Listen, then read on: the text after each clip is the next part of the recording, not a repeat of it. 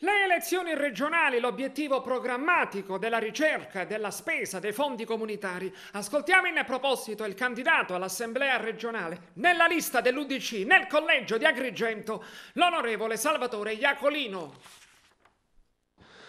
Una esperienza da eurodeputato importante, soprattutto in termini di collante tra l'Europa, Bruxelles, la Sicilia e la provincia agrigentina. Pertanto, in occasione della sua candidatura nel collegio di Agrigento con la lista dell'UDC, l'obiettivo dello sfruttamento dei fondi europei rappresenta una priorità.